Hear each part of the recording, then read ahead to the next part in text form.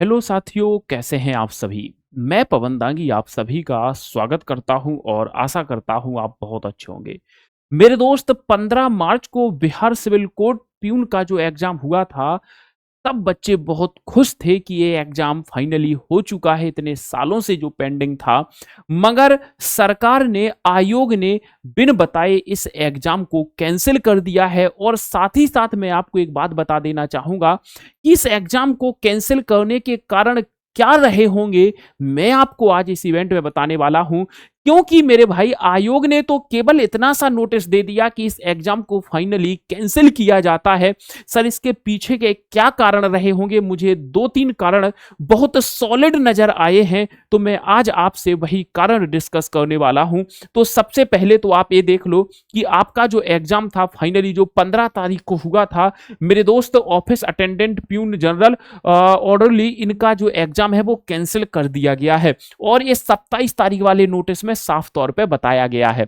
मेरे भाई, इसके कारण क्या क्या हो सकते हैं, तो पहले मैं कारणों की बात कर लेता हूं, ताकि मेरे भाई किसी भी दोस्त को तकलीफ ना हो ये जानने में कि सर इसके कारणों की आप मुझे बात बता दीजिएगा।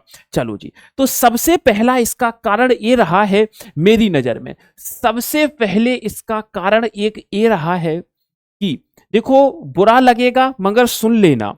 पहला कारण इसका ये हो सकता है कि पहले अगर हम पुराने एग्जाम पैटर्न की बात करें, पुराने एग्जाम पैटर्न की बात करें एग्जाम पैटर्न की बात करें तो यहां पर पेपर एक होता था और इंटरव्यू होता था। अगर मैं एक न्यू एग्जाम पैटर्न की बात करता हूं, तो यहां पर थोड़ा सा पैटर्न बदला हुआ नजर आया। अगर आप देखें, प्यून यानी चपरासी, चपरासी के पेपर के लिए इन्होंने कह दिया कि पहले पीटी होगा, पीटी के बाद प्यारे बच्चों आपका मेंस होगा, और मेंस के बाद आपका इंटरव्यू लिया जाएगा। क्या लिया जाएगा? इंटरव्यू लिया जाएगा। ये सारी चीजें इन्होंने कही हैं। और इनका कहना था कि जो फाइनल मेरिट बनेगी वो मेंस प्लस, फाइनल मेरिट बनेगी वो मेरे भाई किस बेस पर बनेगी, तो वो मेंस प्लस इंटरव्यू पर आधारित होगी। यानी कि जो प्री का एग्जाम होगा वो केवल क्वालिफाइंग नेचर का होगा, इंटरव्यू से आपकी जो फाइनल मेरिट है वो बनेगी। पीटी जो है केवल क्वालिफाइंग नेचर का होगा। क्या होगा? क्वालिफाइंग नेचर का होगा, इससे मेरिट नहीं बनेगी। और पहले ओल्ड एग्जाम पैटर्न में क्या होता था, ओल्ड एग्जाम पैटर्न में केवल पेपर एक और इंटरव्यू होता था, मेंस जैसी कोई कहानी नहीं थी। सर, एक कारण तो आपका ये हो गया। कारण नंबर एक तो आपने ये बता दिया, सॉलिड है। सर, कारण नंबर 2 क्या हो सकता है, तो कारण नंबर 2 भी आप देख लीजिएगा कि कारण दूसरा क्या रहा होगा। कारण दूसरा मुझे जो समझ में आ रहा है, जो मेरी अंतरात्मा कह रही है, कई बार आप अपने आप से समझ के देखना, बहुत सारे ऐसे कारण होते हैं, जैसे हम 8-10 दोस्त हैं, और 8-10 दोस्त हैं, या फिर हम कहें कि हमारा पूरा भारत देश है। भारत देश में क्या क्या बातें चल रही हैं, उन सब बातों का मोदी जी को पता लगेगा, हमारे प्राइम मिनिस्टर को पता लगेगा, तो वो बैकएंड में कोई ना कोई डिसीजन लेते हैं। जैसे आप ये देखो, उस टाइम पे जो नोटबंदी हुई, तो नोटबंदी को किसी को मालूम नहीं था कि ये नोटबंदी क्यों हुई। मगर आज धुरंधर मूवी आई तो हम समझ पा रहे हैं कि ये नोटबंदी क्यों हुई थी, क्योंकि पाकिस्तान वाले बहुत सारा रुपया भारत में एंटर करने वाले थे।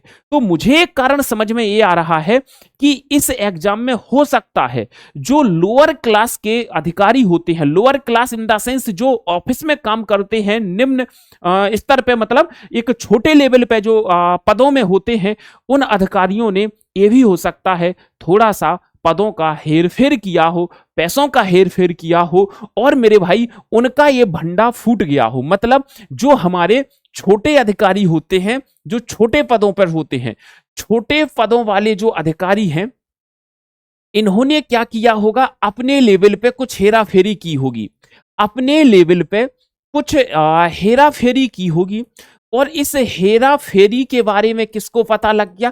इस हेरा फेरी के बारे में हमारे जो अपर लेवल के अधिकारी हैं, हमारे जो अपर लेवल के ऑफिसर हैं, इन्हें पता लग गया होगा और इन्होंने सोचा कि जब ये अधिकारी मिलके अपने अपने लोगों को इस एग्जाम में घुसाने की फिराक में हैं और जब इन अधिकारियों को पता लगा तो इन्होंने कहा होगा कि नहीं, बच्चों के साथ हम नाइंसाफी नहीं होने देंगे, बच्चों के साथ हम अन्याय नहीं होने देंगे और इस वजह से हो सकता है इन्होंने एग्जाम कैंसिल कर दिया हो।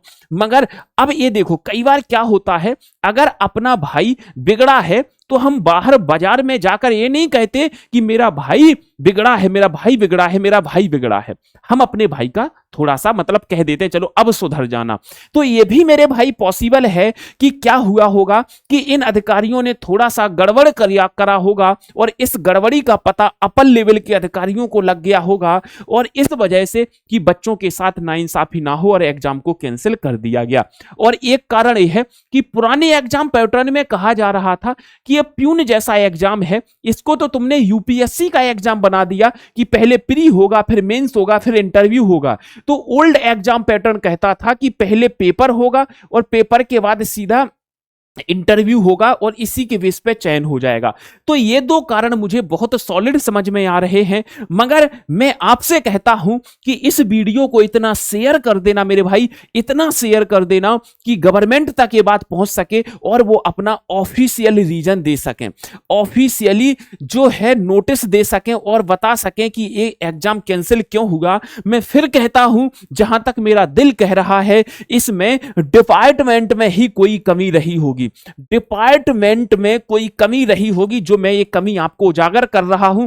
आज का ये वीडियो सेव करके देख लेना, जब कभी ये बात निकलेगी तो तुम देखना। या तीसरा कारण क्या हो सकता है, थर्ड कारण नंबर 3 क्या हो सकता है?